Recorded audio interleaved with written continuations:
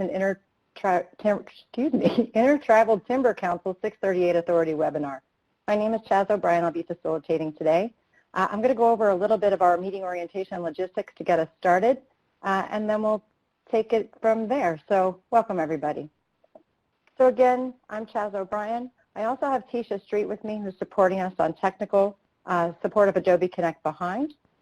I wanted to point out to folks, if you can just look to your upper right, there's a mute or unmute my speakers button there. If folks can please use the mute on that, since we'll be on the call line today. That call line is also in the chat pod if anybody needs to get a hold of that, or in the meeting invite agenda. If you look at your upper right there, you'll also see the person, and you can see the raise hand, agree, disagree, step away. A couple signals there. We're going to ask you to use those during today's call, since we have quite a few people on the line that we'll have today in our group. And so to get all the voices in the room, we'll really be utilizing the chat box for your comments and questions. We'll be using some polling today, and then have a little bit of dialogue around that. So accommodation for anyone, if there's any special needs or accommodations as well during the session, please put those in the chat box. Folks will be checking that as well. The process is going to be provided. I'll frame up the process that we'll use for each section before we begin today. We'll have some next steps and framing at the end of today's engagement. And we're also going to be recording today. So we just want to advise people of that before we get started, so that we can share the outcomes of this with others moving ahead. One thing I wanted to point out that I think Lynn Schulte will be pointing out for us a little bit more is that because this is a 2-hour session, we're going to be presenting some introductory information on quite a few topics today. There's going to be a lot of information coming out after the webinar, and Lynn and some of the other Forest Service staff will speak to that and how that'll be handled. One other thing I wanted to point out to folks is we have a couple of operating norms that we sent out with the meeting agenda on the last page that you were sent out. If folks don't mind just taking a look at that, but in general, we're just asking folks to treat each other with respect and recognize that all ideas have value. Electronic courtesy, if folks can please mute your phones and limit outside noise coming into the room, and all voices are needed in the chat box. So we hope that you'll be with us and be comfortable today. We also want to honor time, and that's part of my role in helping us move through this. And as we get started today, I also want to do a little bit of a check-in activity. So I'm going to pass it to Lynn to talk about what our meeting objectives are and the vision for today, and then I'll take that back from you, Lynn. So are you ready to go? Ready to go. Go ahead. So thanks so much for that, Chaz. We've got a few objectives, and everybody can see these in the handout. The biggest thing, like Chaz mentioned, is we want to share where we are, how we started, and where we'd like to go next. We want to talk about the first pilot project, and we also want to provide enough information for folks to begin to have a conversation about TFPA and 638.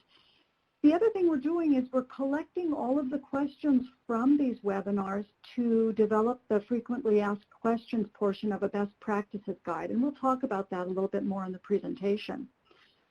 So our goals today is for everybody to leave with enough understanding, like I said, to have a conversation. Big difference here, 638 is very new to the Forest Service, but our tribal partners have been working with 638 and DOI for a long time, so we want to be able to sort of meet in the middle with everybody. And then we just really need to provide a forum for questions and answers. So Chaz, I'll turn that back to you now.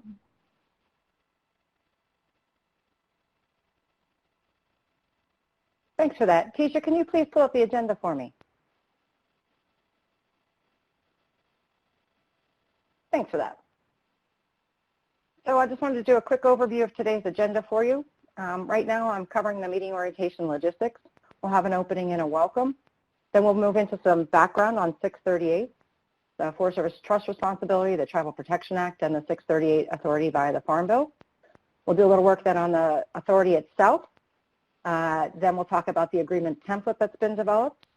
And at that point in time, we're going to collect the Q&A and kind of gather up the Q&As together, because we've got a large group and limited time today. So at any point in time during the presentations, go ahead and enter your questions into the chat box down below. And if you have any needs or challenges with that, you can private message by right-clicking on Tisha's name to send her a message and let her know if you're having trouble, or just use the general chat box. From there, we're going to do a 638 pilot project case study presentation. We've got Dan Kippervaser and Molly Alves here to give us a presentation on that. Then we're going to move into sharing some information, and that's where we're going to do some polling. It's been built on some of the information that we gained in the last session last week, the first of 2 webinars that's been done here. And then we'll do a closing and a checkup. So with that, I'm going to pass it over to Lynn to begin our opening and welcome. And Tisha, you can move to the slideshow again. Thanks. Thanks for all that frame up, Chaz. I'd like to introduce our first speaker, and that is Jim Hubbard, the Undersecretary for Natural Resources and Environment with USDA. So Jim, I'll turn it over to you for a few remarks. Okay, thanks, Lynn. Can you hear me okay? You're great. Just All right, good. Thanks, everybody, for joining this. Last week was a successful session with several hundred people on, and this week shaping up to be the same way. So appreciate the interest. Appreciate you getting on to not only learn, but to help us figure this out and get it right. 638 is new to the Forest Service, not new to everybody, but it is to us as an agency. So we've got some learning to do, and thanks to the tribal partners for helping us from the beginning so that you can teach us how to get it right.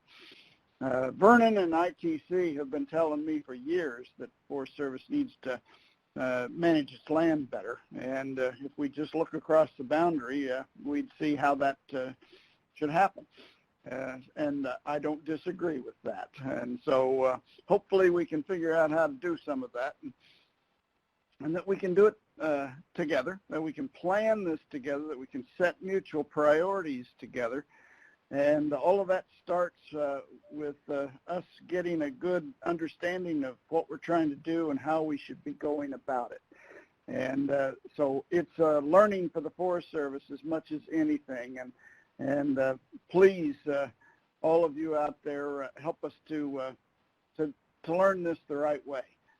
So thanks for doing it. And I can't think of a better person than Lynn Schulte to guide us through this. She's guided me before and never led me wrong. So I think we're off to a good start in trying to design our approach. So now let's see if we can get it right and get after business.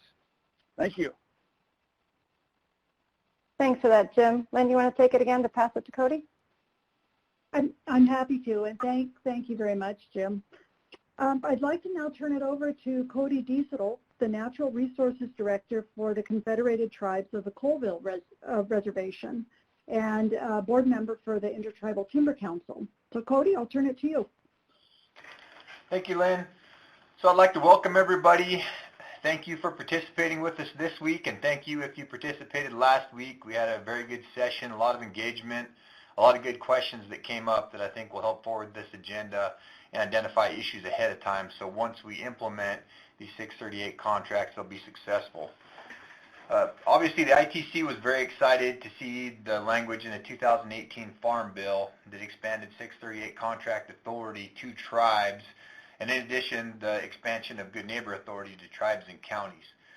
For as long as I've been participating in ITC, we've looked for ways to engage with our adjacent federal land managers, look for funding mechanisms to help support those tribal inputs and tribal staff. So obviously this is a tool that we've used for a long time in the Department of Interior to accomplish those goals, and now we get to expand that authority to the Forest Service and engage in that shared stewardship with our neighbors, protect some of those interests that tribes have on their adjacent lands through either treaties or retained hunting, fishing, gathering rights. So there's a lot of good mechanisms at play here, a lot of tools that have been given to both the tribes and the Forest Service to engage again in shared stewardship. And so going forward, I hope that this session explains a lot of what those potential outcomes are, and we get a lot of good feedback and questions from the participants on concerns they have, questions they have that allow us to utilize these 10 pilot projects so that they're successful, so that we get an opportunity to make this authority permanent in future farm bills or other legislation. So thank you, and I'll pass it back to you, Lynn.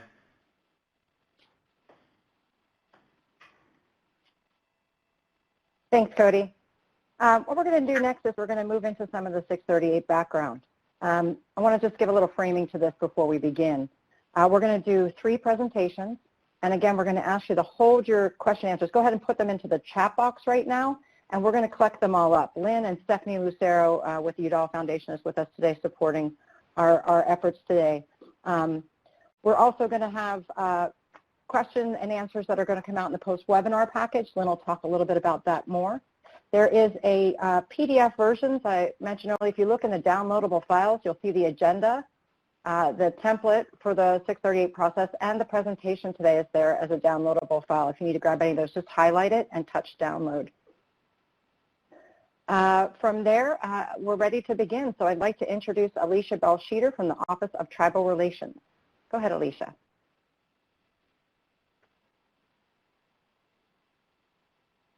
And star 6 to unmute.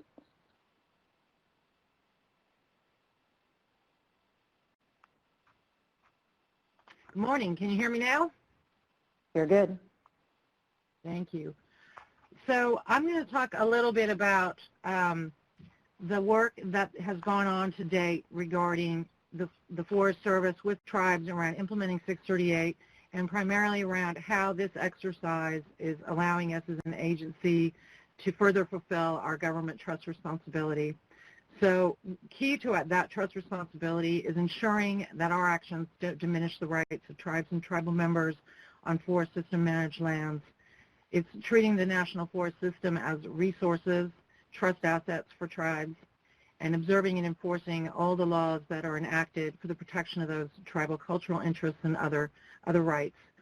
We want to make sure that Forest Service program benefits reach tribes and tribal communities, and observing the principles of consultation wherever our policies, decisions, and actions will impact tribal interests. In terms of the government-to-government consultation around this effort, for the past year, we've been focused on partnership with the Intertribal Timber Council and other tribes as the subject matter experts in natural resource management utilizing 638 authority. This partnership has been used as somewhat of a proof of concept to tailor a Forest Service strategy for 638 implementation that incorporates the learning that we've received through this partnership and this dialogue. Prior to actually putting pen to paper and crafting potential revisions to handbooks and manuals for the Forest Service, the formal government-to-government consultation effort will be initiated, and tribes will receive that formal invitation to consult. Notwithstanding our usual consultation process, tribes should be advised that at any point during this exercise, we solicit and welcome input from folks who are interested in 638, and then of course you'll have the later government-to-government consultation opportunities. So with that, just a little bit to contextualize this work within our normal business as usual consultation process. And with that, I'm going to turn it over to one of our guest speakers, Mr. Keith Carnes. Keith is the Leech Lake Reservation Forester at the Leech Lake Band of Ojibwe up in Minnesota. Keith's also been part of this larger conversation to inform our policy direction and help us out with figuring out how the Forest Service can do 638 and do it well. And with that, Keith, I'm going to go ahead and hand it off to you. Okay, everybody can hear me, I assume? Sounds great, Keith. Well, I mean, since 638 has to be done with the TFPA project, it begs the question, what exactly is TFPA? So a little history, back in 2003, there were 18 Indian reservations that were severely impacted by wildfires from adjacent federal lands. And out of those 18, 11 of them occurred in Southern California.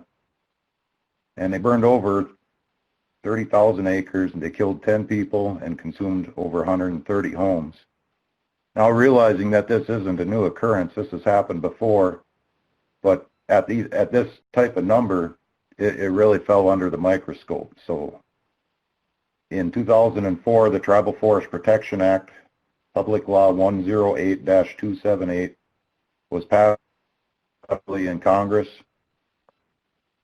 Acknowledgement of government-to-government relationships between tribes and the Forest Service. Now, what it enables tribes to do is to propose projects that protect their rights, their lands, their communities, and their resources by reducing fire and or disease risk or through ecosystem restoration. It further acknowledges the tribe's cultural interests. Caveat here is that these historic and cultural interests are decided by the tribe. It is their interest. And it recognizes tribal relevant knowledge and skills. Kind of an ideology, I mean, realizing that there's different ways to manage a forest than just this is business as usual.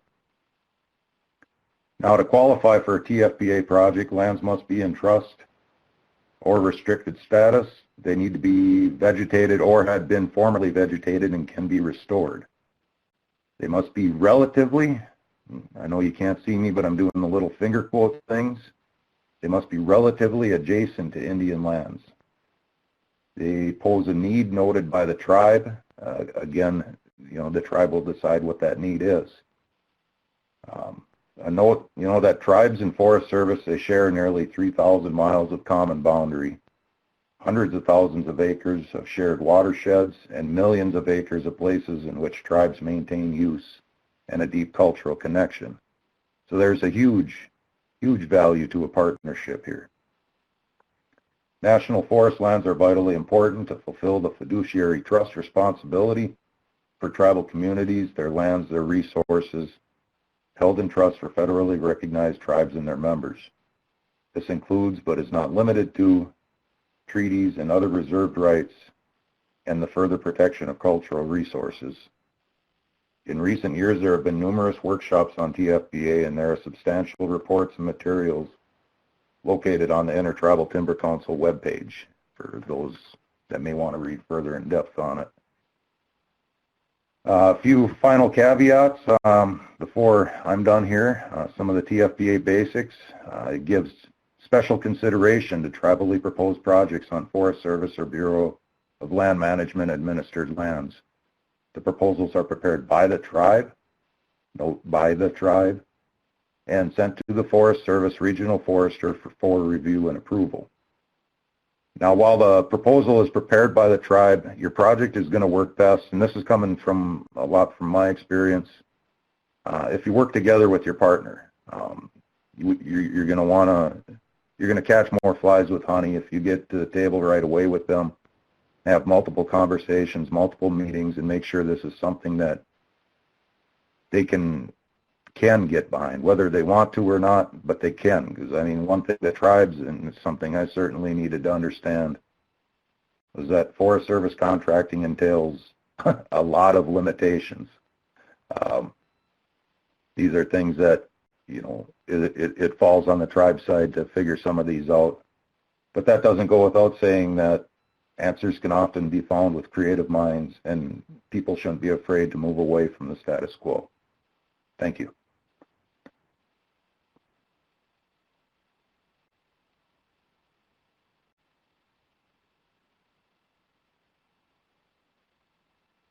Thanks, Keith.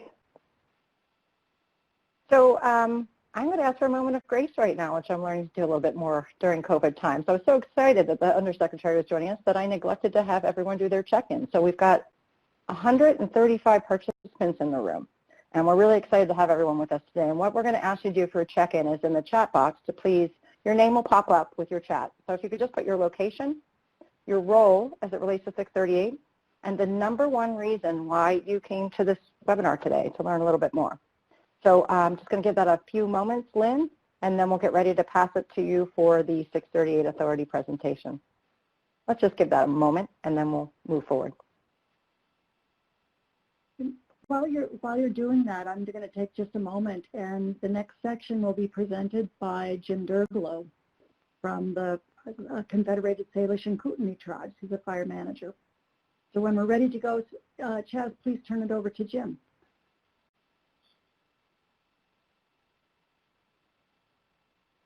Great.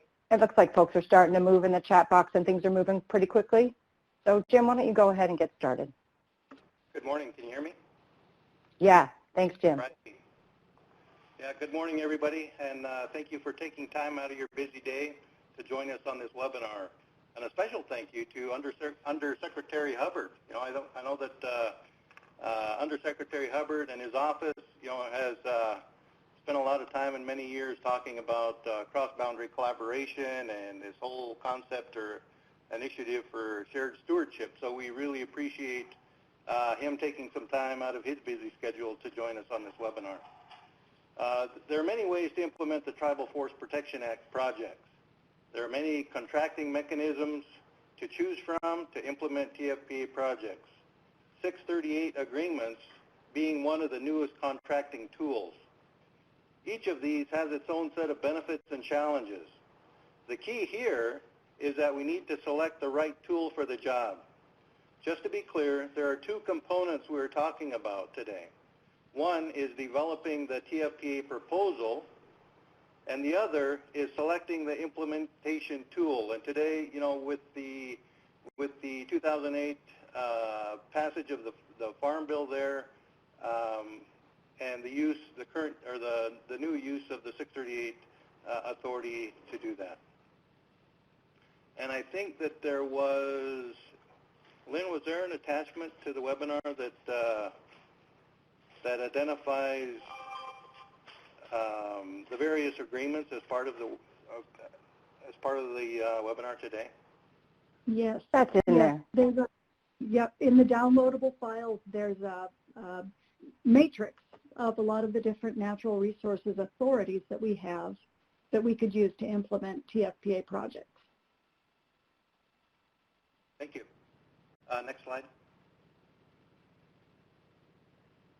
The Indian Self-Determination Education Assistance Act, the PL 93-638, primarily used by the BIA and Health and Human Services to transfer management of programs and services to tribes, such as education and health services, forestry, and some parts of wildland fire management, law enforcement, and other natural resource programs.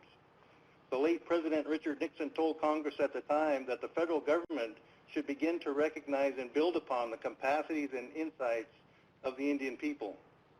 PL 93-638 authorized the Secretary of Interior and the Secretary of Health, Education, and Welfare, not USDA until recently, to enter into contracts with and make grants directly to federally recognized Indian tribes, which allowed tribes to acquire increased control over the management of federal programs that impact their members, resources, and governments.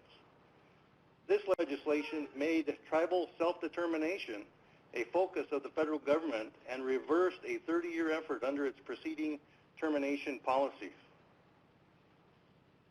Just to note that contracting is to plan, conduct, and administer one or more individual programs, functions, activities, or services, whereas compacting assumes full funding and control over programs, functions, services, or activities, or portions thereof. So in the context of these TFPA pilot projects and 638, we're focused on contracting agreements and not with compacting programs and functions at this time. Next slide, please.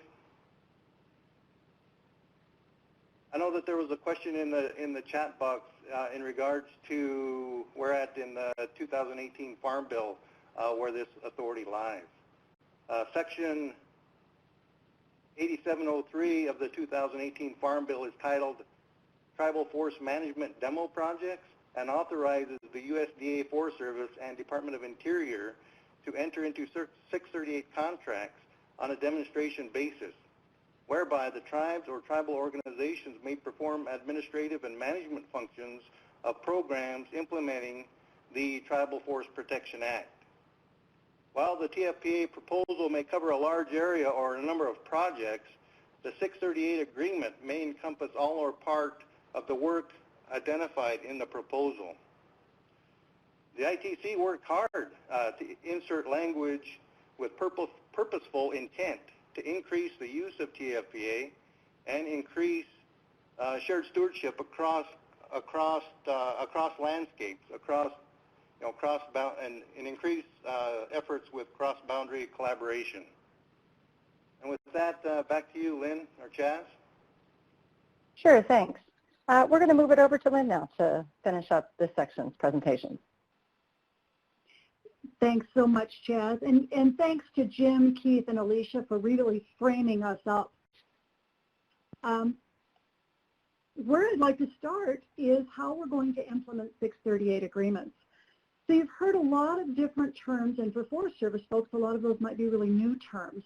We talked about 638 contracts, and honestly, the authority allows grants, contracts, and agreements. So we took a close look and decided to try to decide what fit best for us. And you'll hear us use the term 638 agreements. We did that intentionally, even though it's often referred to as a contract, because in the Forest Service and in many people's minds, if you say contract, you think of a procurement activity, and that's for the benefit of the federal government. And that's not what this is at all. This is for a tribally proposed project that will be performed on National Forest System land. So we're going to start with that. The 638 agreements are open to any of the 574 federally recognized tribes as identified in the U.S. Code. So there's no limitation that's tied to a relationship with DOI. So as you heard it mentioned, we're going to start with project-specific 638 agreements, and then we'll explore the programmatic applications like true compacting as we learn more about the authority. The key is that we need to take a really close look at how we plan, priorities, prioritize, and select the projects. And that doesn't need to just happen in this current fiscal year that we're in, but we need to be looking out 2, 3, 5, 10 years as we're planning so we can be sure to incorporate those tribal interests and priorities. So you heard mentioned that this is a pilot project. This is a demonstration project, and we're going to be able to do 10 pilot projects. Now it says before we have OMB approval of our new form. What does that mean? We've developed a new one-page cover sheet form that we'll use for our 638 agreement. That's not the only piece, but it's one of several. In order to use that form, we have to have approval from the Office of Management and Budget, or OMB, because that form is collecting information from the public. And we have the ability to use that new form 10 times before we have the OMB approval. So that's why we're limiting to 10 pilot projects. So where are we looking? What do we have for pilot projects? Are they all filled up? Those are the questions we're hearing. Right now we have one pilot project that you're going to hear about a little bit later in the slideshow. We have one pilot project where we're ready to sign the agreement. So we're looking and working on projects where we've got shelf ready. Like Jim mentioned, do we have the TFPA proposal? Do we have NEPA? What about ESA and NHPA? Do we have those clearances? Do we have the money? And then the other thing that we really want to make sure that we're considering is that we've got a really broad geographic range from a variety of tribes in different sizes and locations, the types of projects, and capacity for 638. We're going to use these pilot projects as a learning lab and learn our way through this. Very similar to how we've done it with good neighbor agreements for those of you that have worked with those. Because when we started out, there was no way we could sit down and write policy and regulation and just tell people, here, this is how you're going to do it, when we really don't know the ins and outs. And quite honestly, from last week to this week, we've already learned a lot from all of the great questions that people have asked and that we've researched answers to. I want to take one more moment here and talk about the process, reiterate that, because it's something that there was some confusion about on the last presentation. And I think Jim did a really good job covering that. I'm just going to briefly reiterate. First step is that TFPA proposal. And as Keith mentioned, we want to really work side by side to develop those proposals between the Forest Service and the tribe to make sure that it's something that we're even capable of. So we got the TFPA proposal. Do we have the NEPA? Do we have all of the other clearances? Do we have the funding?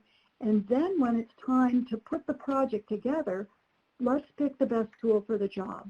638 might be the best tool, Maybe if there's timber removal, it's a stewardship contract. But the key is to pick the best tool for the job. So last thing I want to mention in this slide is that we're developing a best practices guide, and we'll use that until we get our policy and regulation in place. It will be a summary of some of what you'll see on the template and on the cover sheet, and then also it will include all of these frequently asked questions, and it will be a living document that will be hosted on the Forest Management website with a link to Intertribal Timber Council. That will all be included in information that you get in the email after this presentation. Not immediately after, but in a short time after. We need a little time to breathe and put everything together. This is the big question that everybody asks. How is the Forest Service going to pay for the work? And it's always the elephant in the room. This authority did not come with any special funding set aside. The expectation is that the Forest Service will pay for the work using its regular mechanisms.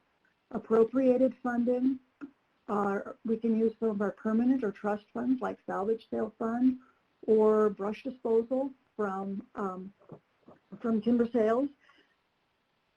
Stewardship retained receipts may not be used for 638. We ran that up the chain through our Office of General Counsel, and they said no. The law is pretty clear that stewardship retained receipts may only be used for stewardship agreements and contracts. There's no sale of federal timber or retention of revenue. We have other tools in the toolbox that can do that. One of the questions that came up last week that was really interesting is the SLRP. Could we use those funds? And I talked to Jessica Robertson this morning that manages that program. She said as long as the project is on National Forest System land and included in the proposal, that yes, it certainly could be. Similar with Joint Chiefs funding, so those are a couple of other options that we might have. All right, let's get a little bit more into the nuts and bolts here. So the key elements of the 638 agreement, we've got the objectives and standards are spelled out in the scope of work, so we've got a scope of work attached, and we have a budget or a financial plan. Performance is responsibility of the tribal cooperator, but the Forest Service can provide technical assistance whenever it's requested, and the tribal cooperators may give preference to tribal subcontractors. I want to go back again and tie in that we need to remember that this isn't a Forest Service project that we're asking our tribal partners to help us with, but rather it's a project that our tribal partners have come to us, the Forest Service, saying that we need to get this work done. So it's a little bit of a shift in focus for us in the Forest Service. So what does the agreement look like? We'll have that agreement cover sheet that I talked about a little bit ago that's at OMB for approval. We'll have the 638 provisions template, and that's one of the documents that's available for you to download and review. We'll have a scope of work and a financial plan. We'll have that TFPA proposal and the approval letter as part of the package. Some tribes require a tribal resolution to enter into an agreement, and we'll take care of that. That'll be incorporated.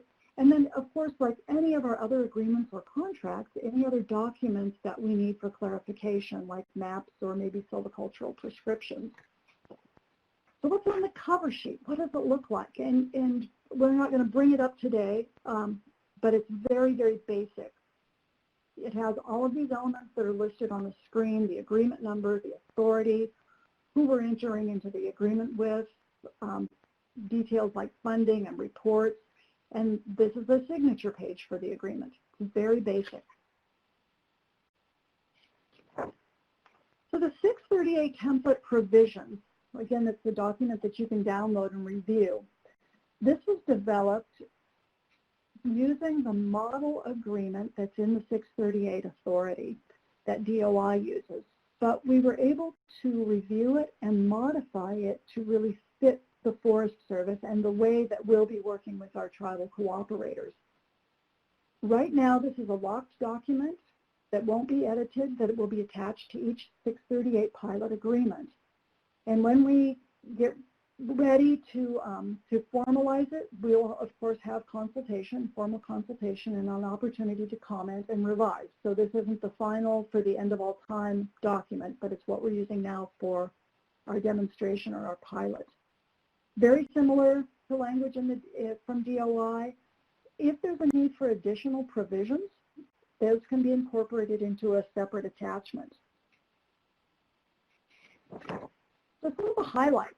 Again, this is a tribal project, not a Forest Service project that a tribal cooperator is performing for us.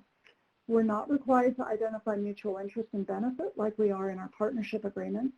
There's no match required, and the grant regulations at 2 CFR 200 do not apply.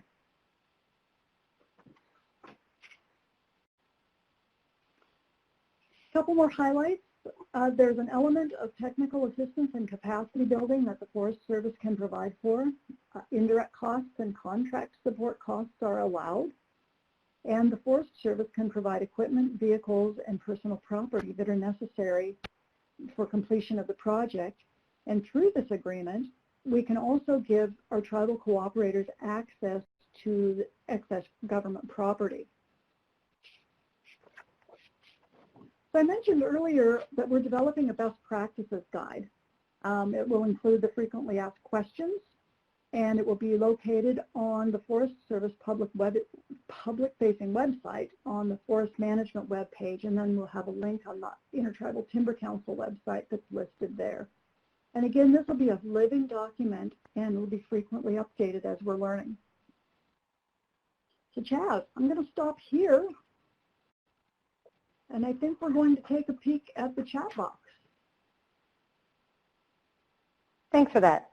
What we're actually going to do is pull up the polling question. First, we're going to start out. Let me frame this up a little bit for our Q&A section. We're going to pull up, Tisha's going to pull up a question, a polling question.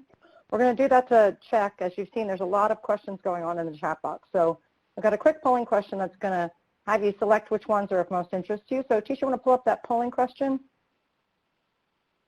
So go ahead and identify which areas you're most interested in. Lynn and Stephanie are pulling together the chat box for me right now, but this is going to help us focus within our allowed time today within the webinar, the engagement. So again, we're looking for clarifying questions. We're also going to, after the case study, we're going to move into a sharing information section. We're going to ask some polls there and really dive in a little deeper. So what we're trying to do in this section is points of clarification, things that are going to get everybody on the same page. In the sharing information section is where we're going to start kind of having a more lively discussion of what's going on and some of the ideas that have come up today.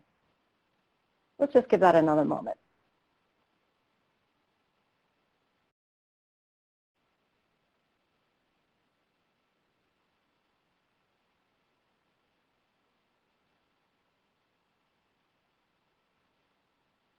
While we do that, Stephanie and Lynn, just going to check in you're ready in the chat boxes with what we're going to sweep up there. Aligned with what we're seeing here, the benefits of using 638 and how it differs from other mechanisms as a high point. Yes. So it looks like one question we have is actually from Ken Sandusky about managing limitations associated with grants and agreements, and some of those limitations that were specified was rules and regulations, procedural requirements, reduced capacity, institutional knowledge about how to manage those. So one question was really how to manage those limitations, and I think the short answer is what Keith said about being creative, but Lynn, I was hoping if you had some additional thoughts to share. Sure, I'm happy to do that. We do have a limitation in capacity with grants and agreements, and this is going to be something else new for grants and agreement specialists to learn. Again, we're doing this as a demonstration. We're doing 10 pilot projects, and so we've got a cadre set up, a very small cadre set up to help those regions that are working on this through the process for these first 10 pilots. And we'll be developing training for grants and agreement specialists as we move forward with this important authority. Jim, I was just wondering, Jim Durglow, if you had anything to add? to that thought? Yeah, on the limitations, I think that, you know, the intent of having these webinars early in the process is to develop a whole list of, you know, guinea pigs, so to speak.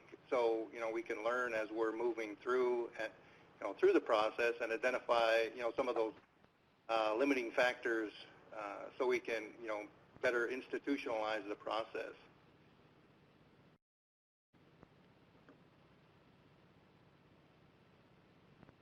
And Cody or Keith? No, I think Jim pretty well covered it. If we have similar authorities to what we do in DOI, then there's a lot of flexibility in what level of participation the tribes have. And again, tribes have very active management programs at many reservations, so a lot of that institutional capacity is likely there on the operational side, but we will need technical assistance from the Forest Service staff on the contracting side.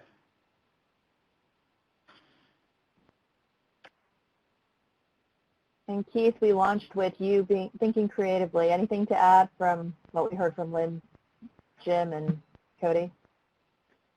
Well, I mean, we try to pull a lot of people in and everything. I know dealing with agreements, and all you Forest Service folks, I mean this in the nicest way possible, but I run into people where sometimes you can do something, but you don't want to do it, so you tell us you can't do it. Be careful about that. You know, I mean, it's a nuance. So. All right. So Ken, I hope that answers some of it. I think the take home is work together strategically and be creative and pull in all your resources. We also had a couple questions. These are some nuts and bolts, Lynn, that maybe you can answer about whether brush deposit or timber sales funds can be used to fund these 638 agreements and projects. The answer to that is yes. We've got BD and KV, but that's a little lingo for Forest Service folks, brush disposal, and then the other is Knutson Vanderberg, which is for reforestation. And those funds most certainly may be used for work under 638. I'm going to take just a second too. I saw another question pop in about what about third-party funding, and I forgot to mention that on the funding slide. But if there were funding from a third party, we certainly could use that. How about a grant from the Rocky Mountain Elk Foundation for some habitat improvement? That could certainly be used for a 638 agreement as well. Great. And I think we still have some more funding questions come in. We'll go back to those. I did want to address one question. Alicia, this question is for you with respect to the reference to tribal organizations being eligible in addition to federally recognized tribes. Can you clarify that question for folks? Yes, am I audible? Yes. Okay. So tribal organizations are included in the definition of Indian tribe within the code. However, there are some parameters around what tribal organization means that I will send some links in the chat box to, or we'll include in our the Q&A that we pull together after these webinars are completed. So I'll just read you really quick. Tribal organization is a recognized governing body of any Indian tribe or a legally established organization of Indians controlled, sanctioned, or chartered by such. The key, to my understanding, is that tribal organizations, as long as they are controlled by and serving tribes, may qualify as an entity eligible for 638. There are some additional parameters around if you are serving multiple tribes, then you need to have, or there needs to be approval from all of the individual tribes which the project will serve. So it's a little more complicated than just federally recognized, but there is some opportunity for discussion, and we will clarify that, pull together some tighter guidance for folks post-webinar as part of that best practices guide that Lynn has mentioned a couple times. Great, thanks Alicia. And then Lynn, I think we have some questions related to the pilot projects. We have a few questions related to pilot projects, including whether projects can be nominated for a pilot project, how they're determined, how many pilot projects are currently identified, where the 10 projects are located.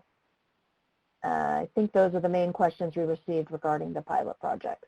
Can you share some insight on that? I'm happy to.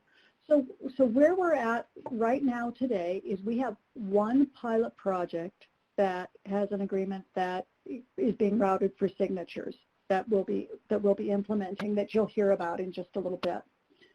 We have 2 other pilot projects that are ready to go and are just looking for funding to be able to implement. So that's 3. We have 7 that we don't have a project. Now remember, there has to be a TFPA proposal and approval in place. We have to get funding lined out and the other clearances. So the best way is to work through your regional tribal coordinators to bring those projects up, and Forest Management is taking the lead on this and will help coordinate and guide the pilot project. So they're not all locked up. There's the ability for 7, and remember I said we wanted to look for a wide geographic diversity and project type diversity as well.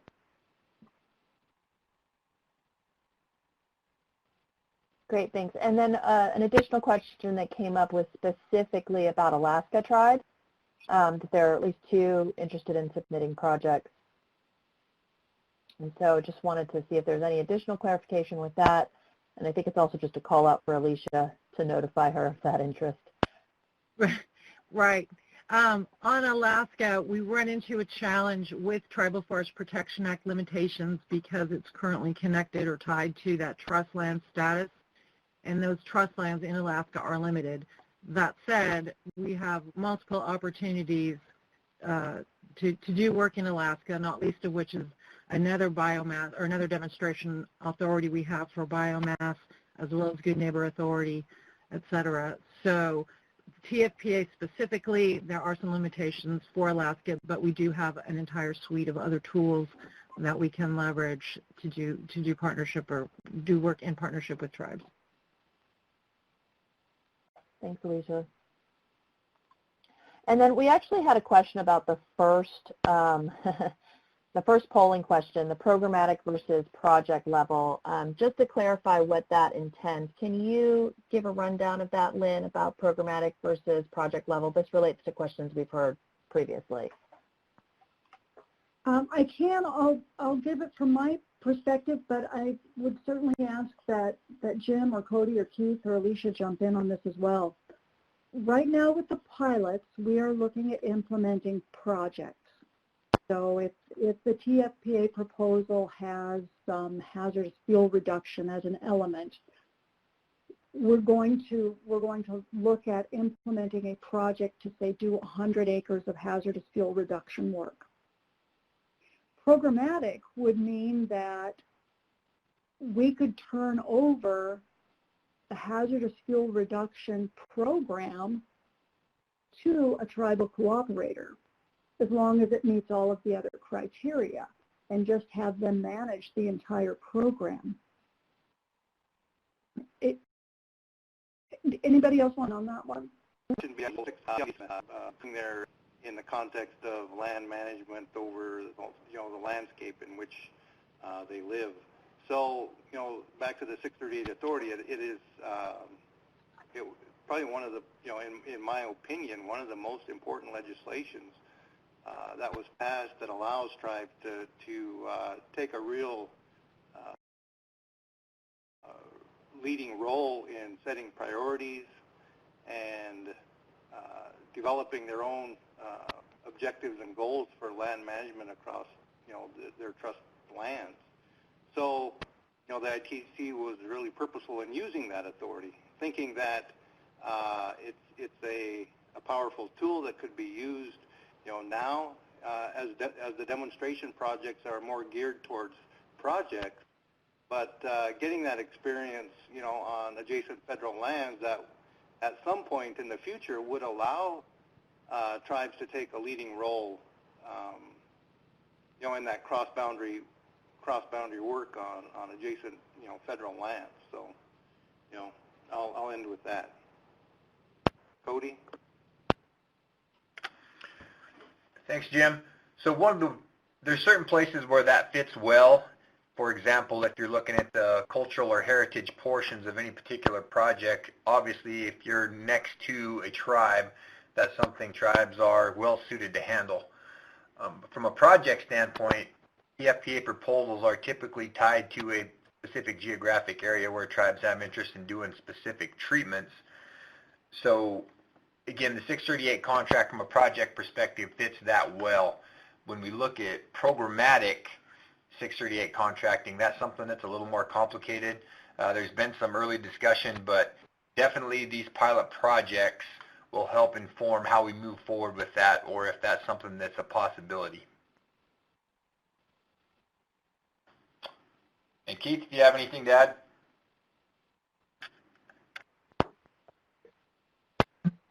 No, I think everybody covered everything pretty good. Thanks, everyone.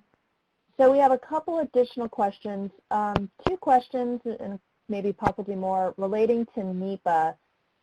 One relates to whether or not NEPA can be incorporated as part of the demo project, and the other is for just some clarification on how the project pre-planning happens. The NEPA, the ESA, the NHPA, who takes responsibility for that? Is it the tribe? Is it the Forest Service, etc.?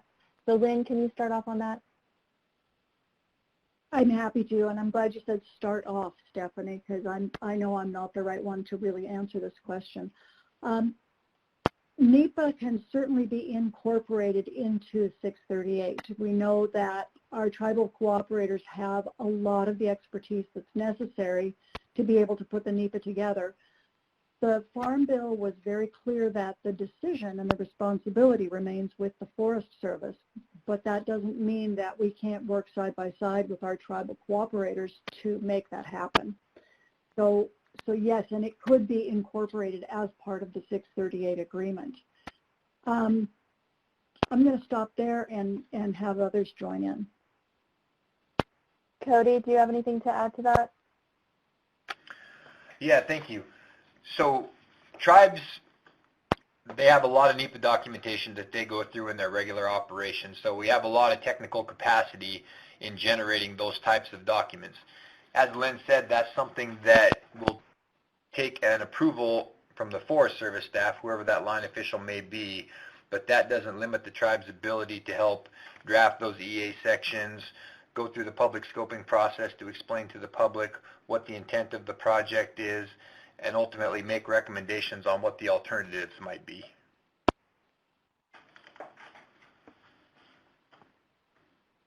This is Alicia on the same question. Go ahead.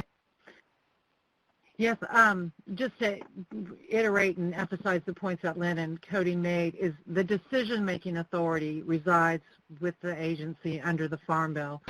So that leaves a lot of opportunity, as Lynn and Cody have just described it, but that's the key word, is that decision-making responsibility remains with the Forest Service. And then we have a number of other questions, a few that I think we'll probably discuss later, Chaz, in the open discussion in terms of how to coordinate developing these projects and components related to, support for developing 638 projects, etc. There was a couple of questions in terms of coordination of these projects with contracting and some of the differences with stewardship agreements, contracting authority offices, what type of coordination is happening at that level to implement the pilot projects and later projects. Lynn, did you want to add anything just briefly on that? I saw a couple of the questions, and I hope I'll capture this right. I did see somebody ask about contracting and how we're tying in with that. And I mentioned early on that these, even though in the Act it's called a contract, the Forest Service is implementing these as an agreement because it's not a procurement that our Forest Service contracting folks will be involved in. And we have had Gavin Smith from Forest Service procurement working with us throughout this effort, and it's been able to really guide us in that way. We'll be developing training for our grants and agreements folks to be able to help get projects implemented. And again, we've got a small group at the Washington office that's ready to help get these implemented as well.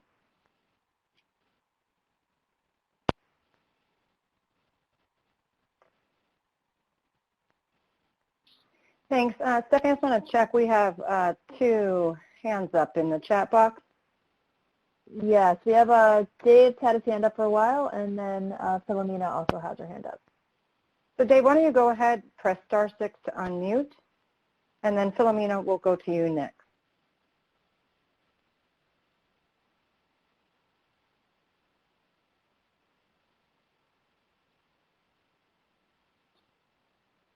Dave, too, if you want to try *6 to unmute.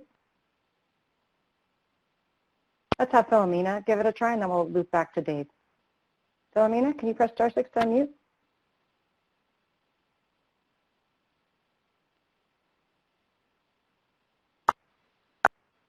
Let's go ahead and have Stephanie send them a private message and see if we can get them set up to either bring the questions to the room by the chat box or not. Yep. And with that, I'll also ask, is that Philomena? No, that was Stephanie. I'll just confirm I'll coordinate with Philomena and Dave.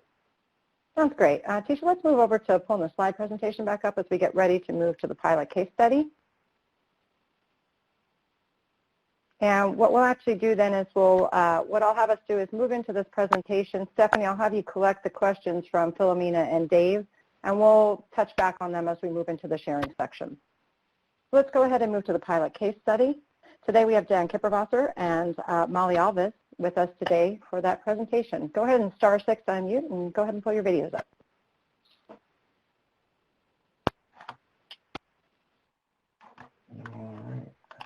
All right. Hello, this is Molly. Can you hear me okay? You're good.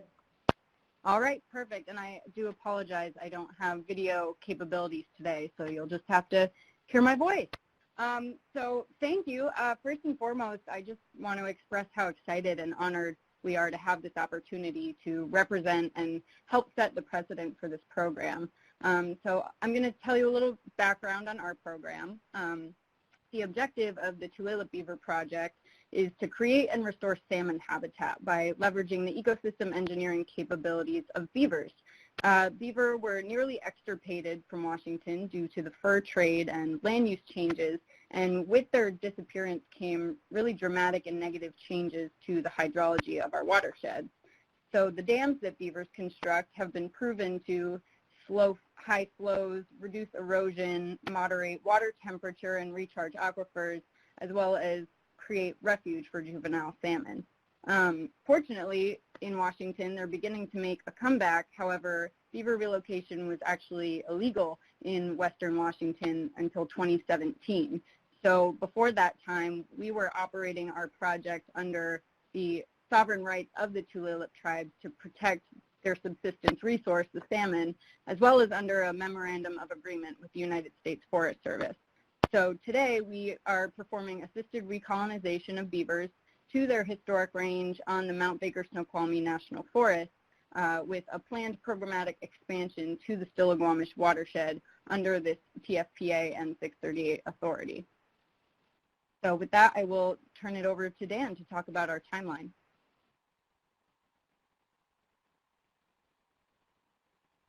Can we get the next slide? Great. So, okay, so we received this proposal, and I think what's key is talking about what came prior to the proposal.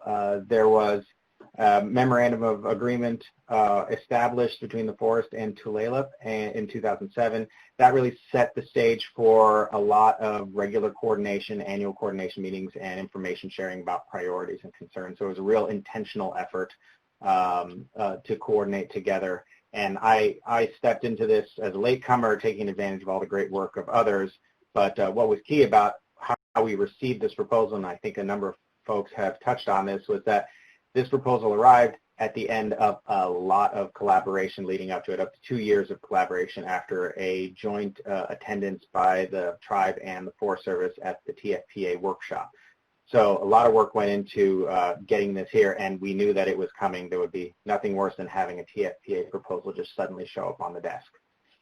So that said, the proposal from Tulalip was to reintroduce beaver into the South Fork of the Stillaguamish and to use them to improve our stream quality and to also support endangered salmon in our watershed that we share. I think we can probably go to the next slide from there. Molly can take that. Yeah. So in identifying relocation sites, we kind of use a 3-tier approach. First, we use the model that you can see on this map to identify the potential for beaver to exist on the Mount Baker Snoqualmie using inputs like stream gradient, valley bottom width, and then next we physically go to those sites identified by the model and use a site scorecard to rank the sites for suitability for beaver establishment. And the last step is that all sites are vetted by our Forest Service partners to ensure that beavers don't come into conflict with existing infrastructure on the National Forest. Next slide, please. So through our proposal, we requested funding for 2 seasonal staff who will assist in the relocation of up to 30 beavers over the next 3 years. And if you'll please go to the next slide. The role of these staff will be to identify suitable relocation sites, trap beavers from conflict areas in the lowlands, relocate those beavers in pairs or entire family units to the areas that are agreed upon by Tulalip and U.S. Forest Service staff, and then to perform post-relocation monitoring of those sites. And then I will hand it back to Dan.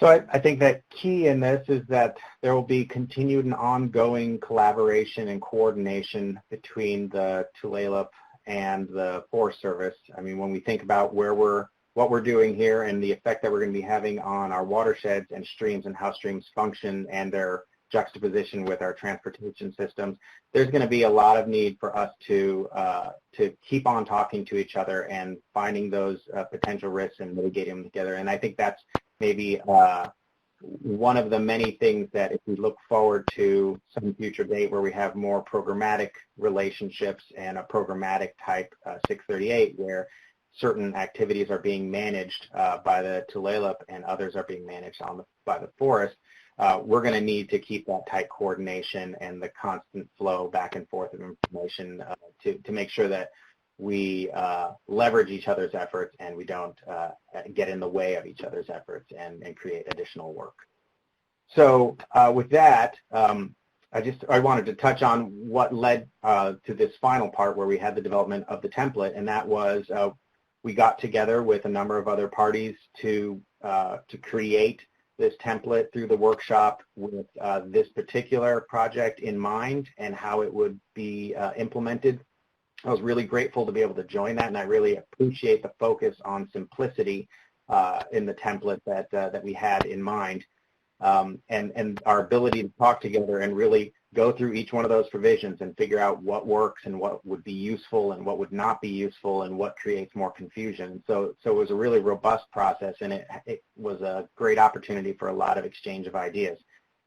And I think that where we ended up was we have our set of forms, and right now they're out with the tribes. They already went to OGC. They went to the Tribal Legal Council to make sure that everyone was comfortable with how they were shaped up, and now we're just filling them out. But one of the pieces that came out that I just want to highlight because I think it is potentially a monumental change in the kinds of things that we can do and the things that we can look forward to is within those provisions, there is provision 211, which might give some folks a heart attack. But what it says is it addresses federal program guidelines, manuals, and policies. And it says that we will not hold the tribes to the federal program guidelines, manuals, and policies. And this is in line with the executive order that goes with this, which is we are going out of our way to be flexible and to try and increase opportunities. And so what that means to us, I think, is it represents a huge opportunity for the integration of traditional cultural practices and knowledge into our programs and our projects as we execute them.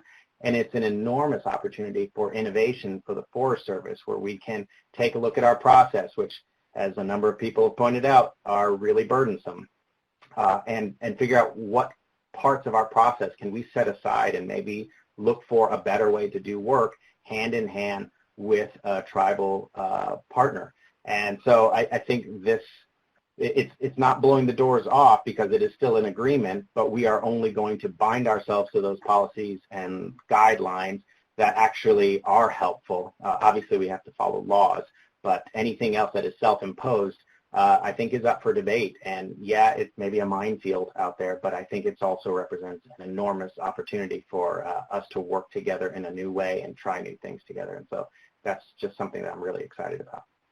And I think with that, I'll end. Thanks for that, Dan. Before we move on to the next, Tisha, if you could please pull up the polling questions for me, the first that we're going to get started with.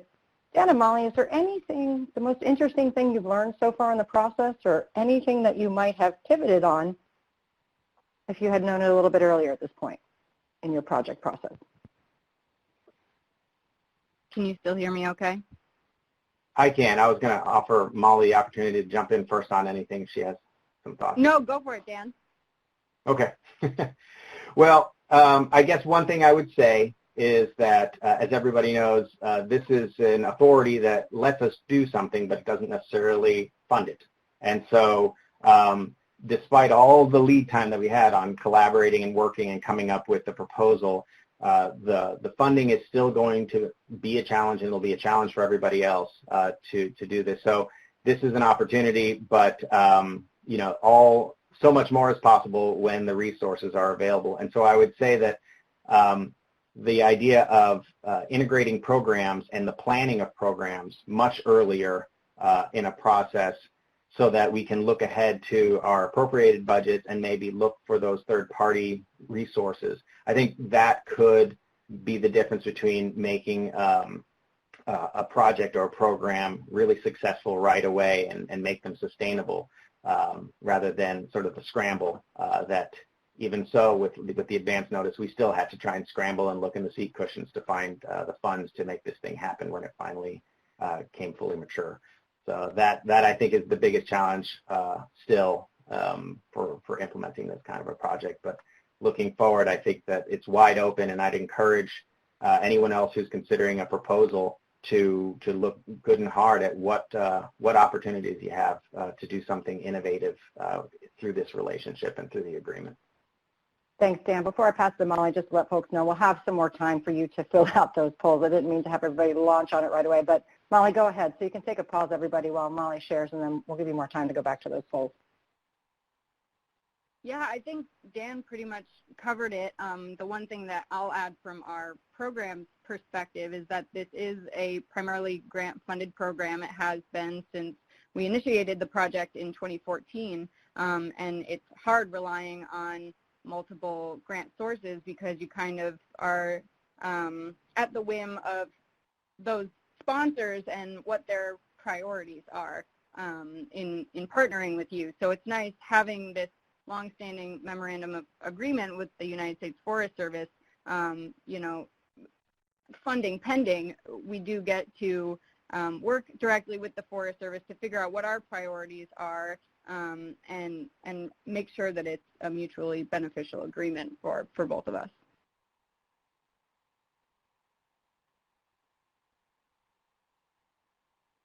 Great, thanks for that, Molly. So with that, I'm going to ask folks to go ahead and take a few minutes to continue filling out those polls.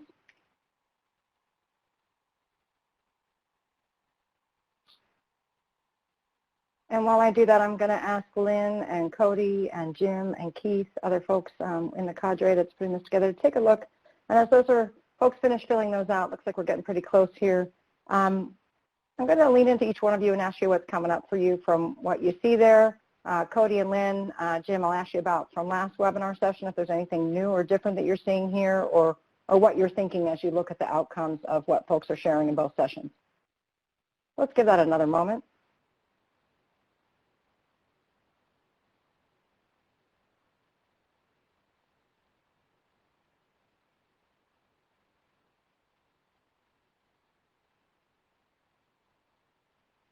And with that, maybe starting with Lynn, have you take a look at what we see coming up here compared to what we saw last time, how it layers together, what thoughts you're having at this moment. I'll walk through the group and the cadre, and then we'll open it up to the room to share.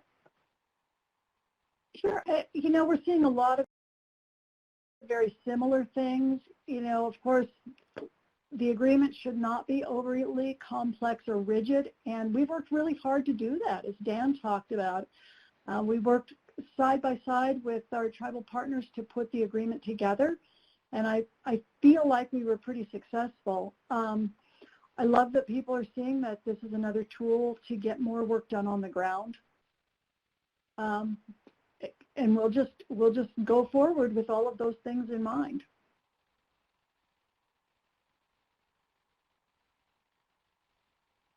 How about Cody? Thanks, Chaz.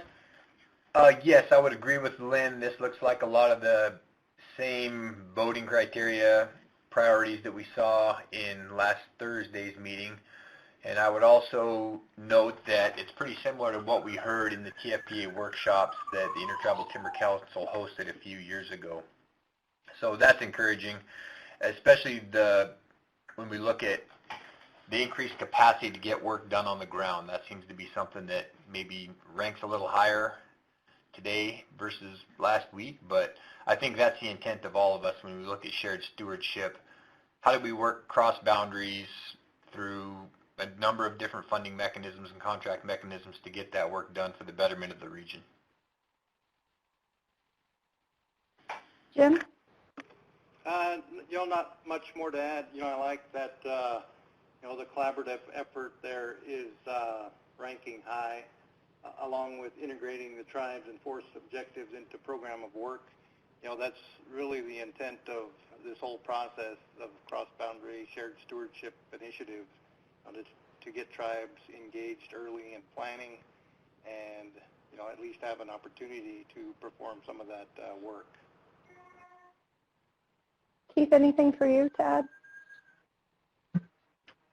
Well, I mean, obviously I wasn't here last week, but looking at it, it seems like a lot of the usual suspects, what I would have chosen seems like it's being picked through here, so I'm not alone.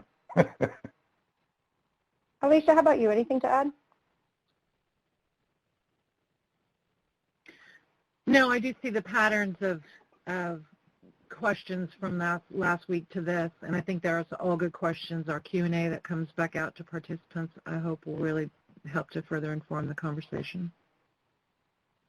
Thanks, Alicia. So, Lynn, do you mind just making a mention to folks? What I want to do is have you talk a little bit about, give folks some confidence in what's going to come afterwards. There's a lot of questions today. How those, just briefly touch on that, even though we'll hit it again in a little while. Then I'm going to ask Stephanie if we have any, I'm going to ask folks if they want to bring their voices into the room. We'll have you raise your hand. Before we do that, though, I'm going to check in with Stephanie and see if we can sweep, we're doing well on time, to see if we have any more Q&A from earlier points of clarification before we dive in here. So first I'll go to Lynn on just giving them a quick framing of what's next. Then I'll check in with Stephanie on Q&A. Sure, thanks, Chaz. As I mentioned earlier, that there will be a post-meeting package that will come out to all of you via email. We'll have the link to the best practices guide. We'll have links to the recorded webinars. You'll also have an opportunity to submit any other questions that you've thought about. You know, if you're like me, it takes a while to process, and then I think, oh, I wish I'd asked whatever. So you'll have an opportunity to do that. And we'll just keep pulling and gathering more information as we go. This is going to be a continuous learning process for us. And we'll give you links to all of those resources. Give us a week or two to get everything pulled together and in good shape. Thanks, Lynn.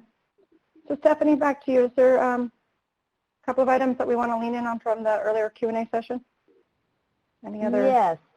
There there was a need for some clarification on contracts versus agreement, for example, where the 638 authority connects or differs from the Good Neighbor Authority, whether it's a contract or an agreement tool. So I was hoping, Lynn, you could just clarify those points a little bit more for folks because we had a number of questions there. Specifically, where do folks go to within Forest Service? Do they go to the contracting folks, to the agreements folks, et cetera? You bet. People will need to go to the grants and agreements folks. I know that they're probably listening on this thinking, oh great, here we go again. But we'll have more resources provided to them and training provided, especially as we're working through this pilot phase. This is not a contract, even though we've heard the word a lot. We heard Farm Services Agency, which is the other agency in USDA that received this authority. They refer to it as a non-procurement contract. That's too cumbersome, so we're just using it as an agreement. Now, the other piece of the question, and I saw some other similar questions, is how is this different from Good Neighbor? Under Good Neighbor, the Forest Service is going to a tribal partner and saying, we need this work done, can you do it for us? Under 638 and TFPA, the tribe is coming to the Forest Service and saying, this work is critical to us and it needs to be done and we will do it. And we have all these different tools to use to enter into those agreements. Now, that said, could we use a Good Neighbor agreement to implement a TFPA project? Probably. As Jim mentioned early in the presentation, and if you look at that brochure that has the matrix of all the different agreements, we find in grants and agreements that sometimes there's a couple of different tools that will work, but there's generally one that's really the best tool for the job. So 638 may or may not be the right tool for the job. And we'll just have to look at that nuance when we are looking at a specific project.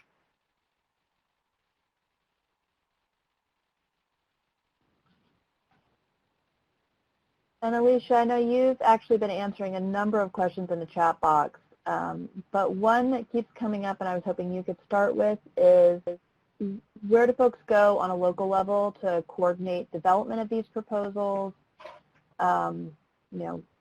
Identifying the tribes to work with, what needs to happen, are they shovel ready, et cetera. Any thoughts on terms of coordinating 638 demo projects and then in the future? So initially, as mentioned on the last webinar as well, looking at that local contact between a ranger, a forest supervisor, and their local tribal neighbor with interest in this, that's where that conversation, that's where that work is developed, that's where the proposals are negotiated and figured out. I think Cody might have something to add to this. The WO in the context of these new authorities and trying to figure out our path to doing this well is available to assist and help with whatever connections need to be made on the tribal side or on the forest side. So we are the resource in the Washington office and looking to rangers, forest supervisors, our regional tribal liaisons to help facilitate that dialogue. Cody, I think on the last webinar you might have had some observations about that particular question as well. If you'll remember, it's been days ago. Yeah, well, I'll do my best. So our experience, this is both my personal experience here at Colville and what we've experienced with TFPA across Indian country, is that these are largely driven by relationships you have with your federal partners on the adjacent forests. So it's very important that that communication takes place. It doesn't necessarily have to be tribe to the forest. It could be forest to the tribe. But it's important to have early discussions to see where there's alignment between management plans and objectives, to see where there's funding available, to see what those tribal priorities are, and then talk about what potential mechanisms you have to get that work accomplished, to get those goals accomplished. So at Colville, we've got a great working relationship with our adjacent Colville National Forest and their forest soup. We talk on a regular basis about management issues and how we accomplish progress on those issues. So again, I would encourage everybody that has interest in doing one of these projects, that has interest in participating in the management of their adjacent federal lands, to contact their federal counterparts, because really those working relationships seem to be what make these projects go. And I would like to add, actually, Cody prompted another thought that came up last week as well. Another key piece of that equation, or an important piece for consideration, is that start chatting early and often. So getting those conversations kicked off during the forest planning phase. If there's a plan revision coming up, that's an opportune time to do that assessment with an adjacent or neighboring tribe to understand what work is required or coming up or in the queue, and allows one better planning, and potentially it has the ability to maybe help out a little bit with these funding questions if it's baked into the planned program of work. But that assumes that you're there at the beginning when we first get into this year's or out year planning or forest plan revisions.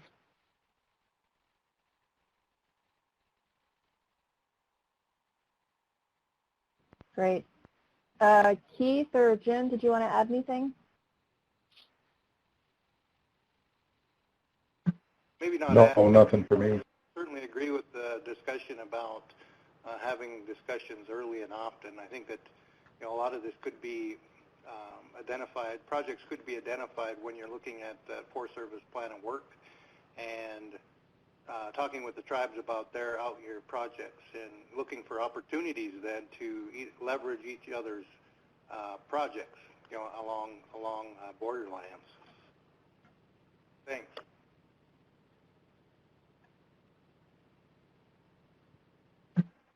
I know we actually got a project right now. There's a meeting going on that I get to go to after this one, where it was our first meeting with the Chippewa National Forest about pushing our latest Tribal Forest Protection Act project forward.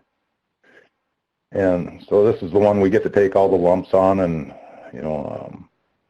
we had sat down with them prior to this and everything, but it still is going to be a learning process for everybody, and there's going to be lumps. I mean, that's just the way it's going to go. But it'll get better.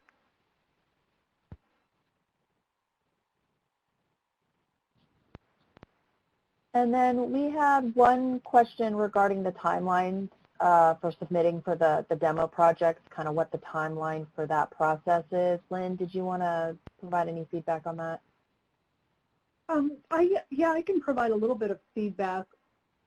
We don't have a set timeline or a deadline for the pilot project. We've got to work to get all of the different elements in place.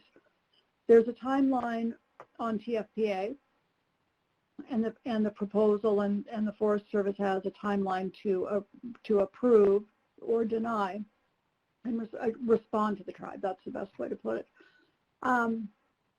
I do want to let people know that, as everywhere, we have limited capacity. I've been on detail to forest management, and my detail is done. And I don't know who's coming in behind me to do that. I will continue to stay involved with this process, but it's not my everyday job. So there will be detailers coming in. We'll be working together to put together training for grants and agreements. I saw a statement that somebody said it would be nice if we didn't have to go through G&A because of capacity. And here's the reason why we need to do that is under these agreements, under these 638 agreements, or any other agreement for that matter, we're obligating money. We're obligating Forest Service money, and there are certain rules and requirements that go along with that, just as there are with contracting. So contracting is just as capacity limited as grants and agreements is, maybe more so. So we recognize that that's a limitation, and we are going to do our best to work through it. I won't say around it, but through it, so that we can get these pilot projects implemented. So that's something else to take into consideration.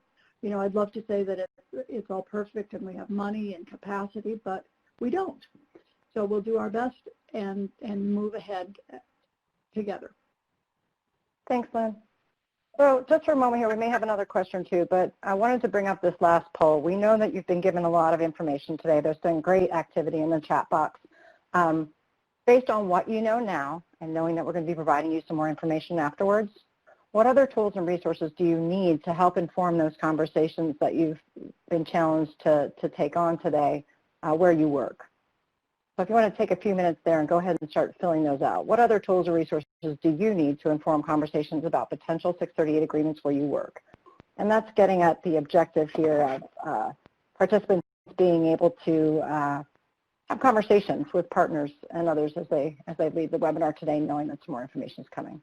So folks can go ahead and begin filling that out. We'll take a few minutes, and I'll check with Stephanie on our chat box questions as well. We'll also then, if anyone has a question or feedback that they'd like to provide based on what you've been hearing today, you can go ahead and raise your hand. And after a few minutes of getting things into the chat boxes here, we'll take a look at those and have folks bring their voices into the room if they'd like to as well.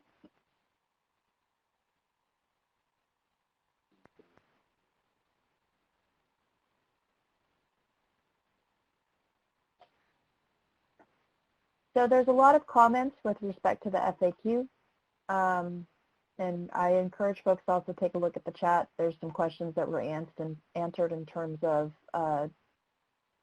treaty rights, land funds, RTRL. I'm probably getting that acronym wrong, so my apologies. But there's a very good discussion from Keith on the ability to use that from the tribal perspective in terms of funds. We've talked about timber and biomass and brush disposal funds, and there was a reference to incorporate those into the FAQ. Lynn, there was a couple questions. I think you've already covered this, but I didn't know if you wanted to address, the distinctions between the 638 authority agreement and the stewardship agreement. There was one specific question with respect to how different the stewardship agreement is than the 638 in terms of the tribe coming to the Forest Service versus the other way around.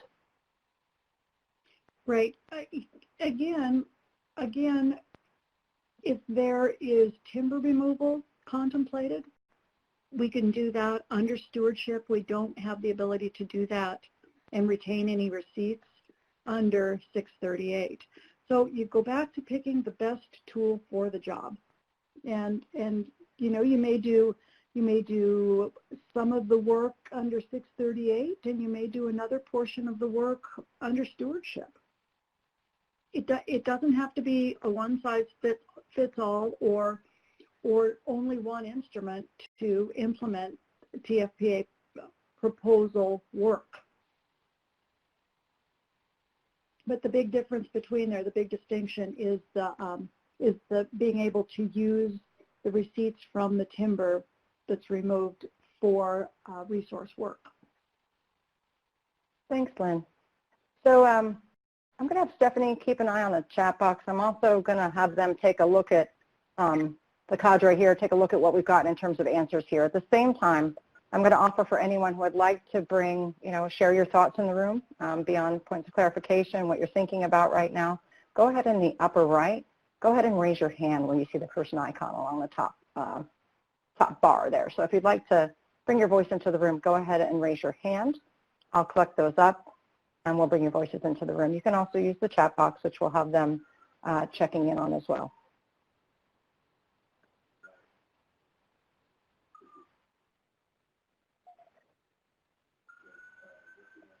Then do you want to go ahead and answer Felicia's question? Was that the one about grants and agreements? Felicia had a question about SPA. You need to scooch up. Okay. I'd be curious to know what agreement that you're already using. Felicia, if you wouldn't mind doing *6 and opening up your phone line, and let's talk about this one. Let's talk about this project and see what you have going on.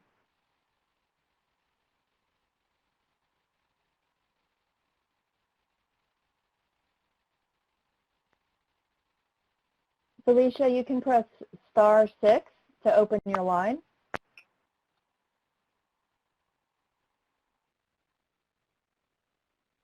Are you there, It sounded Felicia? like,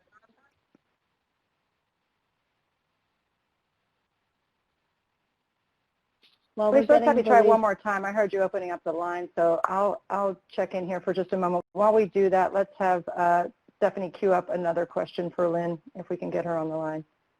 There were some questions regarding support, specifically training to G&A staff on the 638 and TFPA. You mentioned some webinars in the future, Lynn. Do you have any additional details to share about training to Forest Service staff?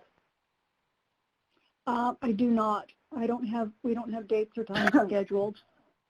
And what we'll do, again, we're learning our way through this. We'll take the questions that have been asked today, which are just terrific, to help inform the training and the meat of the training to make sure that we get a lot of the questions answered and are able to provide good guidance. You know, we're not at a point where we are writing policy yet. We'll use our best practices guide. We'll add to that as we can and as we learn, and then that will then inform the Forest Service policy and directives. And I will mention, while people are sort of finishing up here in the chat box, is that when we get to looking at programmatic implementation, like we talked about earlier, we'll probably be at a point then when we have to go through regulation, because that's a big deal to do that, and we'll need to have some real clarity in where the lines are on that. And again, we'll have opportunity for consultation throughout, formal and informal. And Lynn, I'm just thinking through from our last session, can you clarify you mentioned to do the 638 authority from an agreement standpoint, the programmatic agreement standpoint, it's a regulation. Can you clarify how that process differs from what we're doing right now with the demo project? I can. When I talk about regulation, that's where we've worked together, and in this case, we will be working together with our tribal partners to develop the regulations, which is it falls in the Code of Regulations, CFR, that are they essentially establish the rules that we're all going to play by.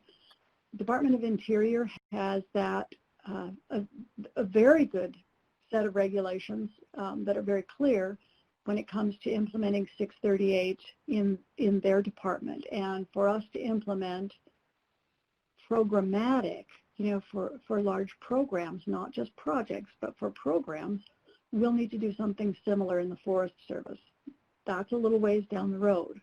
Right now, we're working with this best practices guide to provide some guidance while we work on putting together our internal Forest Service policy.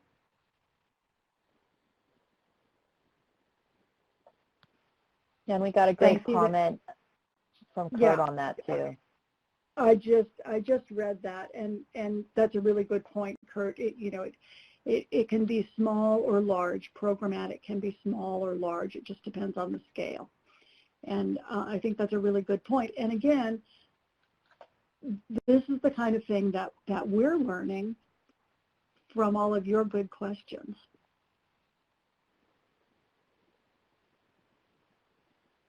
So I'm just seeing a few questions from Tracy. If folks have additional questions that we haven't covered, please feel free to enter those in the chat. And Tracy, just checking, do you want to *6 and share those questions? Lynn, you'll notice in the chat, Tracy has a number of questions. We covered the one with respect to training to G&A as a comment and recommendation moving forward. There's also some questions about flexibility to add forests or tribes to any existing agreements under the 638. And she has some examples.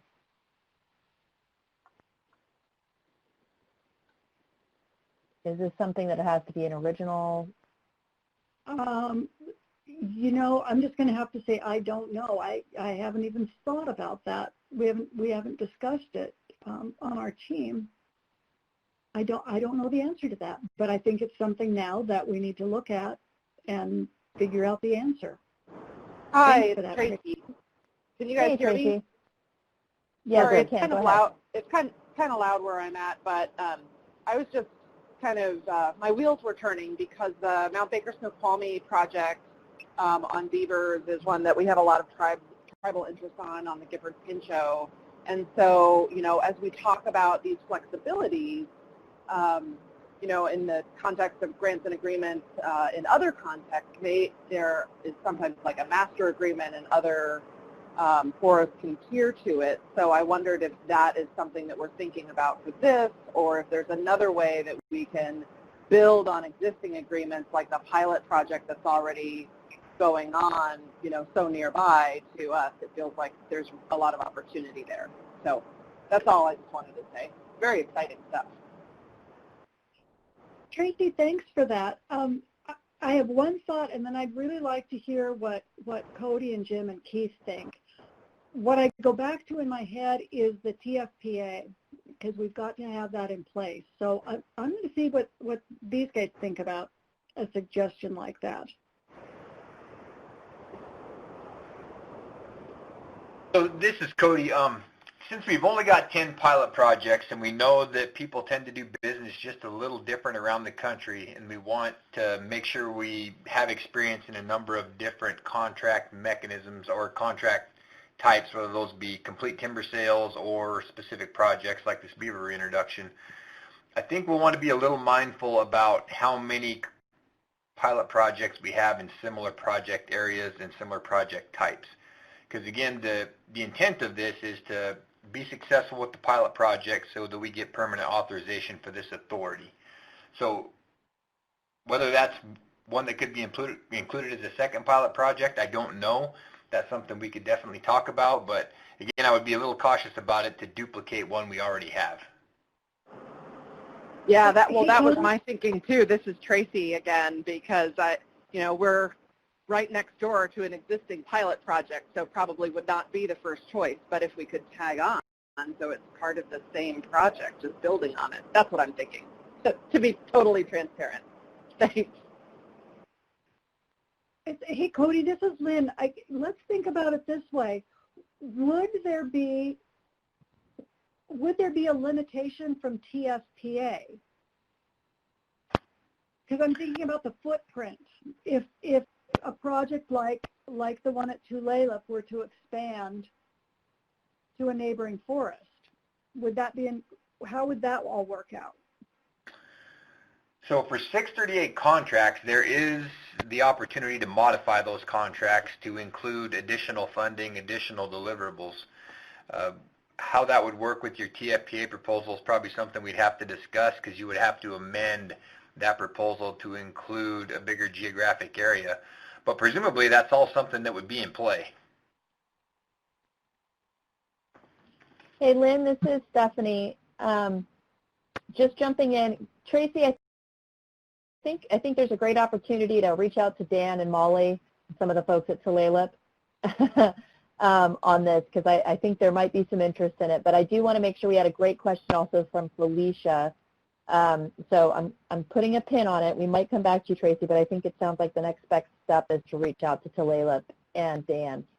And then Felicia was having trouble with her audio, so I'm just going to turn your attention, Lynn, to her question. And I think, Cody, you might want to jump in on this as well. She was describing some work that's being done with training with tribes on heritage surveys, marking trees, and that they're wanting to move towards cane restoration on the forest. And this sounds like a new and different opportunity, and they were looking at a supplemental agreement to the master that they already have, but considering this as a potential 638. And I think the question is, what are your thoughts on that?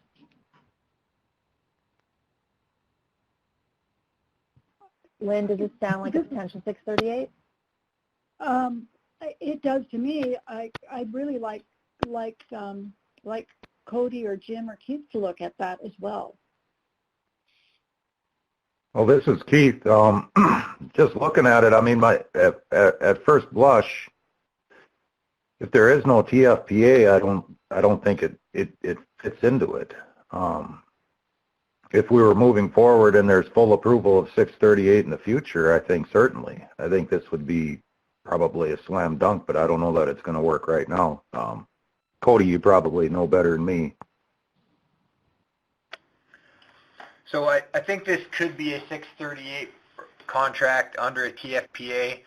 It would just need to be framed that way in the TFPA proposal, that there were specific things the tribe was looking to do and a project area identified. Again, this seems like something that's maybe a little more programmatic, so that could potentially be a good thing because we don't have any proposals at this point that have programmatic agreements where tribes would conduct all of those functions. So I would say yes. All right. And Felicia, I think the take home for this is a potential one. You just have to frame the heritage survey areas and the trees that are marked are as tribal interests being protected on Forest Service land so that you can get to that TFPA and adjacency component, but that can be pretty well thought out. And there's plenty of resources at ITC for that as well as Forest Service. And then we have a clarification question from Molly, and this relates a little bit to Tracy's question, but I think it also might cover some of what Felicia was talking about in brainstorming, is if a TFPA or 638 agreement can be shared by multiple tribes. And I'm going to go on a limb here, Lynn, correct me if I'm wrong, but I do understand when we were doing the TFPA workshops, there were a few tribes that were considering jointly doing a TFPA proposal because they had shared interests and homelands that were adjacent to Forest Service lands. So I guess the question is, if TFPA could be shared across multiple tribes, would that also extend to the 638 agreement authority? Oh boy, this is a little mind-blowing, but I'll tell you the limitation that we have would be the funding. So we would have to have the agreement be with one. If there was a desire for one agreement to cover all of that work, the agreement would have to be with one tribe that would sub to the others, because we couldn't set up 3 different payees on an agreement. That would be the trick.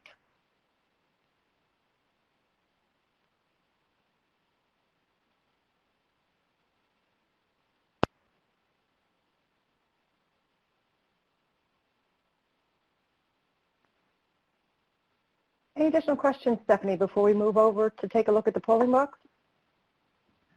There aren't any right now, but I have a few folks that are typing frantically, so we'll just hold some space after you look at the polling block. That sounds great. So what I'd like to do is ask Lynn and Keith and Cody, Alicia, folks, to take a look at what we've heard. And Lynn, maybe starting with you, can you reflect a little bit on some of the things that you see in that list and make any passes to any of the other members of the cadre if needed for a comment? You know, I'll just make an observation on this list, and we've heard it and we know it, but it's good to have it captured here, and that's all about capacity. Whether it's grants and agreements capacity, whether it's the regional tribal relations folks capacity, it's the capacity of our staff. We do know that a lot of our tribal partners have capacity. That would be awesome for us to be able to take advantage of it, but we've got to work through these other issues. And there's no easy answer to that, but with something like this, it's much easier to take it up to leadership and have the conversation.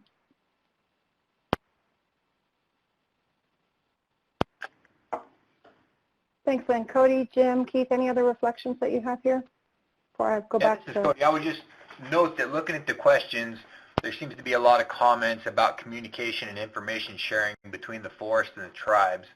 And again, as I stated earlier, I think that's critical to moving these projects forward, or just in general, have an open collaboration about management on both sides of the border. So I think that's great to see.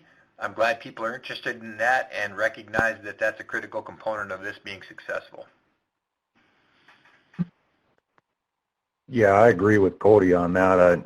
We deal with it all the time. We're always asking for more in-depth info. I mean, just knowing what a simple cover type is, but needing to know what's truly all out there. So access to all of that information. is tantamount.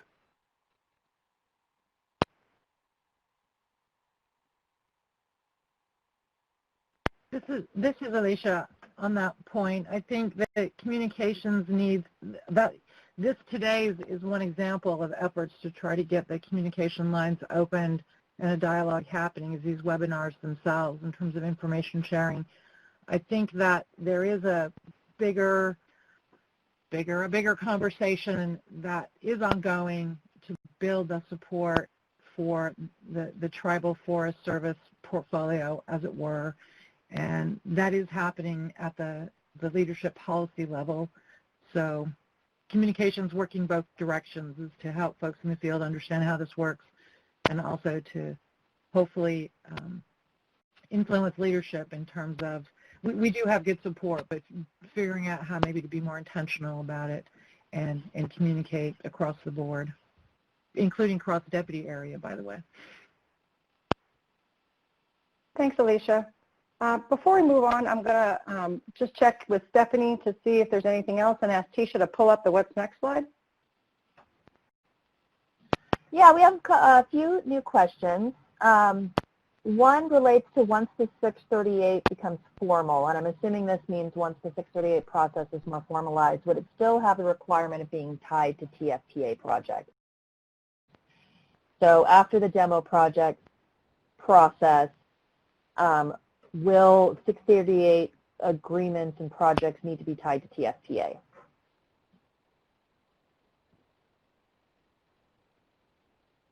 Lynn, do you have a response, or Alicia, to that? I don't, because right now we're operating under the Farm Bill that has the requirement that there be a TFPA proposal. So it will just depend on what if any, what the legislation says. And I'd look to Jim or Cody from ITC for an opinion on that, or Alicia too.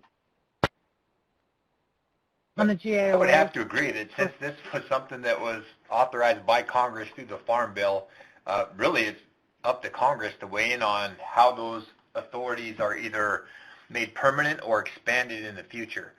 And again, I would go back to my comment about ensuring that these 10 pilot projects are as successful as possible so that Congress has some authority or has some confidence in this authority to either maintain it or add to it in the future. Okay. And then we had a question about connecting with BIA. So can the proposal come from BIA for multiple tribes for 638? Alicia, do you want to take that one? Sure. Because of the nature of the Forest Service Authority, my right out of the box sort of gut feeling is that that would not be an application from a tribe or a tribal organization. That would be a BIA proposal. So we can double check on that one, but I think right out of the box, that doesn't sound like a path that would be allowable. Lynn, Cody, Keith? I would tend to agree. I don't know where that's ever been the case, how the BIA would enter into a 638 contract. Yeah, Not as I agree too. backdoor. Great. Just wanted to clarify the distinctions between BIA and Forest Service from that question. And we had a great question that Keith answered in terms of adjacency and historic tribal lands, and Keith did a great job of that. If the area poses a risk to the tribe or is important to the tribe, adjacency can usually be established. It doesn't need to be right next door to qualify. All right, so I think that's all the questions we got, Chaz. Thanks for that, Stephanie. So with that, we're going to move into our closing section. Lynn's going to talk to us a little bit about what's coming next. Then we'll move to Katie O'Connor and Cody DeSoto for some closing comments today and a little checkout. So go ahead, Lynn. Thanks, Chaz. We talked about this a little bit earlier, but we'll refresh. We'll be sending out as a follow-up in the next week or so links to the recorded webinars, a link to the best practices guide, and then we'll also include these documents or links to the downloadable files from the presentation. So those will be coming out, and we'll take these questions that have come up here and put them in a format where you can use them and look at them for frequently asked questions. There will also be a way for you to ask additional questions that can be included in the FAQs. I'll turn that back to you now, Chaz. Thanks for that. And as we get ready to pass this over to Katie O'Connor to start with some closing remarks, I just wanted to make an extra note for folks that what you're seeing, what we've done here with these webinars is we've been able to reach, I think, close to 400 people in the last 2 weeks. And that was an adaptive process given the capacity that was available in the agency to kind of get things started. And again, this is the beginning. And so there's something different about this is that there's actually a pilot occurring before full launching of the program and projects and process like Lynn spoke to. So it's a little different behavior for the agency also to kind of come out a little bit earlier and try things out. So for folks to keep that in mind as we move forward.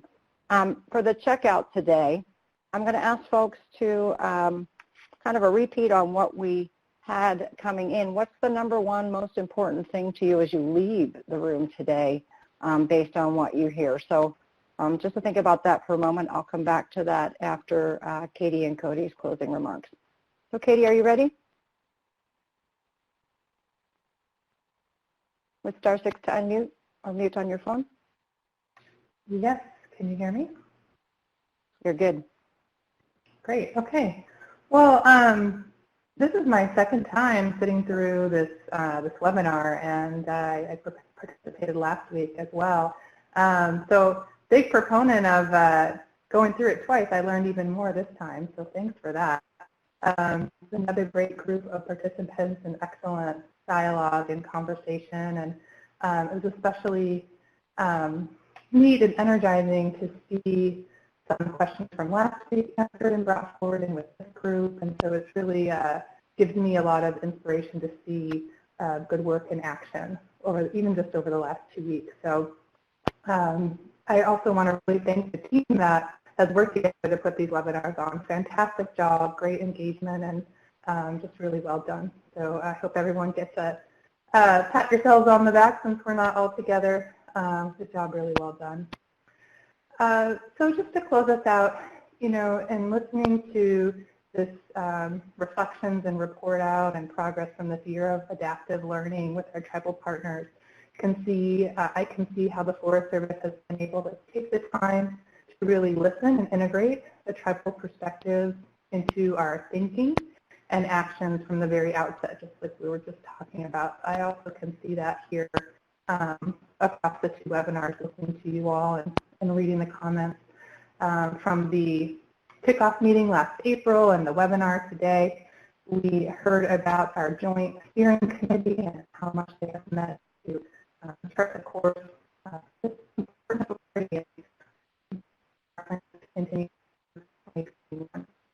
Every step along the way, we're hearing that leadership has listened and learned from each other, created a collaborative process to serve as a model for others.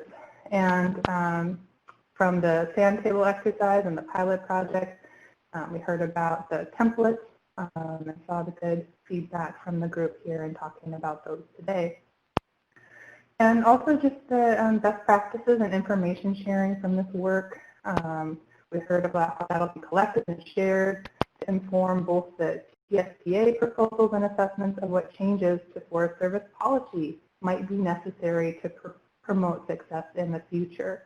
So again, just to reiterate, if the Forest Service does pursue official policy changes, we would of course initiate our government-to-government consultation process and have informal relationships throughout that process in the future.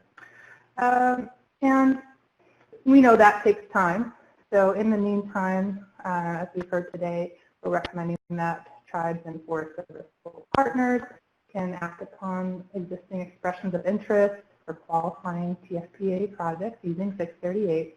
And as we've heard, there's regulatory flexibility under that demonstration authority, and with intention being that success that we achieve there can help make this permanent in the future.